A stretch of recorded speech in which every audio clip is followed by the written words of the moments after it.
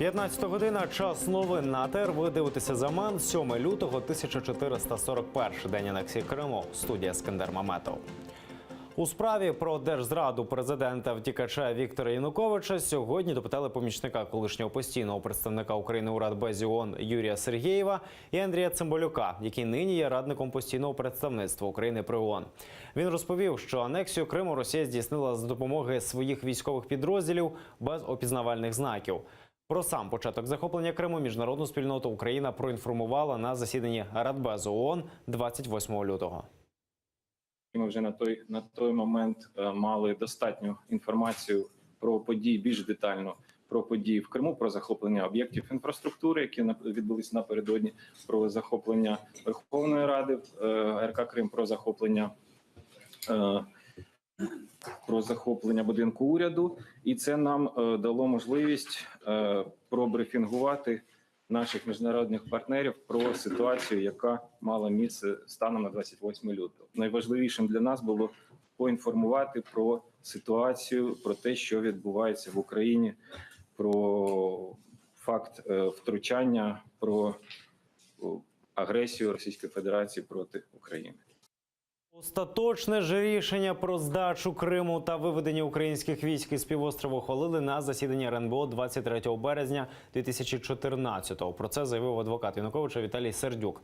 Він послався на протокол допиту тодішнього виконуючого обов'язки міністра оборони України Ігоря Тенюха. В них йдеться, що Тенюх на засіданні доповідав про ситуацію на півострові і пропонував йти на прорив.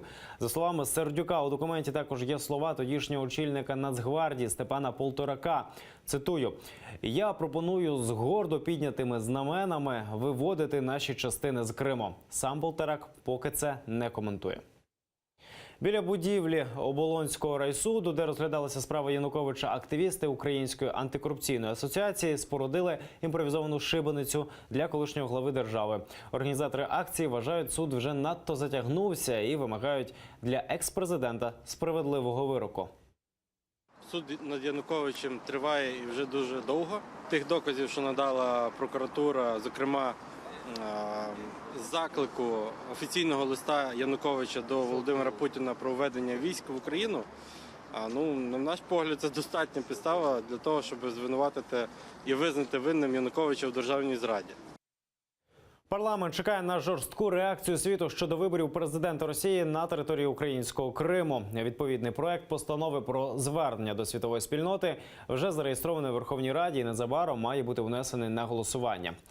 За словами нардепів, Росія нехтує міжнародними договорами, і партнери України, США та Європа мають засудити це. На території України, в тимчасово окупованому Криму, можуть проводитися вибори лише президента України. Тому вважаємо, що і Сполучені Штати Америки, і всі наші західні партнери повинні підтримати цю позицію. Якщо ці вибори будуть проводитися, ми бачимо, що вони супроводжуються численними правопорушеннями, репресіями проти місцевого цивільного населення. Світ повинен відреагувати і зайняти жорстку позицію. Ці вибори нелегітимні. Тим часом Путін хоче голосувати у Криму. Принаймні про це пише російська газета «Комерсант», посилаючись на власні джерела. Видання стверджує, що виборчий штаб кандидата Путіна розглядає можливість візиту у день виборів до Севастополя.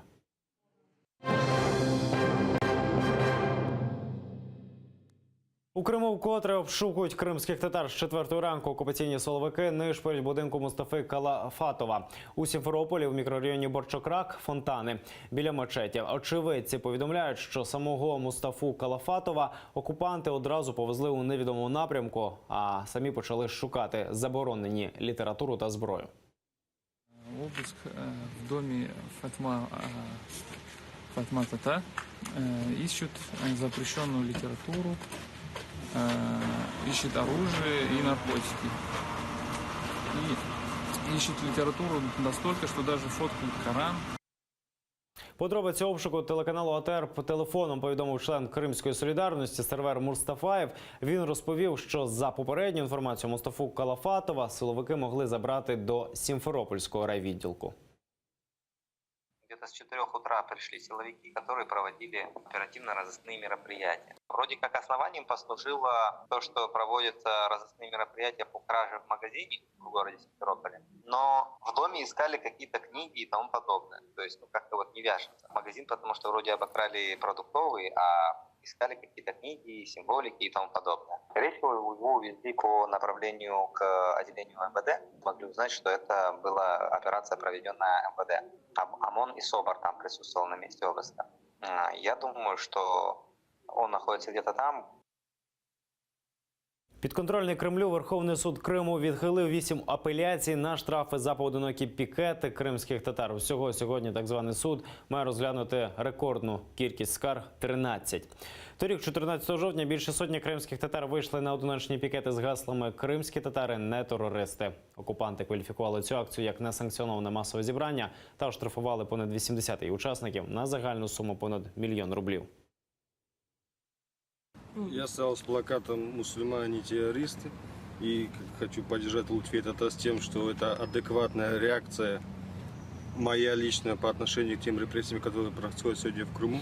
Моему доверителю не были зачитаны его права.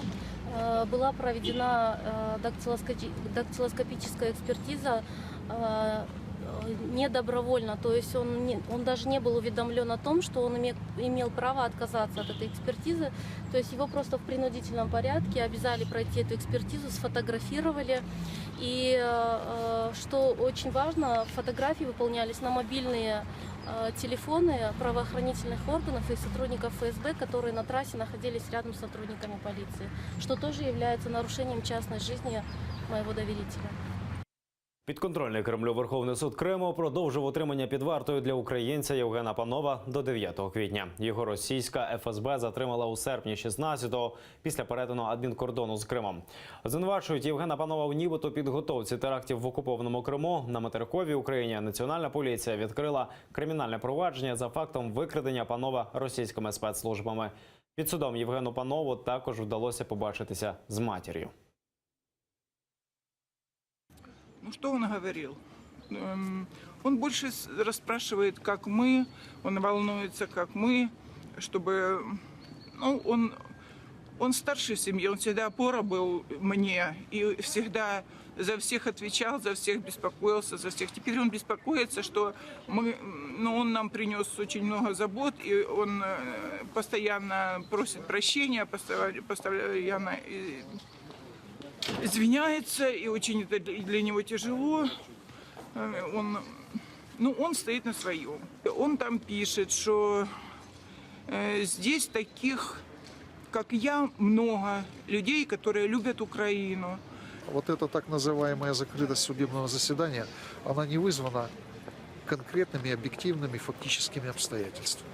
Никто никому не угрожает, никто не собирается препятствовать в открытом бы судебном заседании. Кстати, ранее они проходили в открытом судебном заседании. С марта месяца, скорее всего, может быть апрель, должно начаться рассмотрение. Это мой прогноз. Ну и стоит отметить, что все-таки и один, и второй обвиняемые, Дудка и Панов, опять же, содержались в металлических клетках. Також підконтрольний Кремлю Верховний суд Криму продовжив до 8 квітня арешт фігурантам справи українських диверсантів Володимиру Дудці і Олексію Басарабову. А за даними Кримської правозахисної групи, засідання тривало в закритому режимі. Їх затримали в листопаді 16-го. Російська ФСБ заявила, що вони нібито члени диверсійно-терористичної групи Головного управління розвідки Міністерства оборони України. Там цю інформацію спростували. Міністерство закордонних справ України засудило дії силовиків, які сьогодні вранці обшукали і затримали Мустафу Калафатова. За словами речниці МЗС Мар'яни Беци, ці обшуки мають на меті зламати всіх тих, хто виступає проти анексії Криму Росією. Усі випадки незаконно засуджених українців у Криму будуть передані до Міжнародного суду ООН.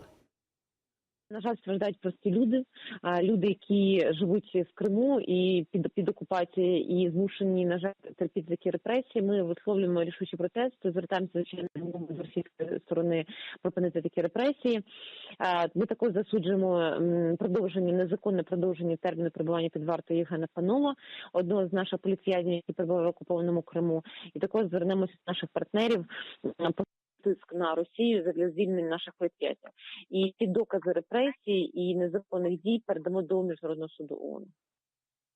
Це всі новини на цю годину. Не пропустіть наступний випуск «Заман кримсько-татарську» менш ніж за годину. Далі на ТР Олег Борисов з програмою «Бугунь». Залишайтеся з нами.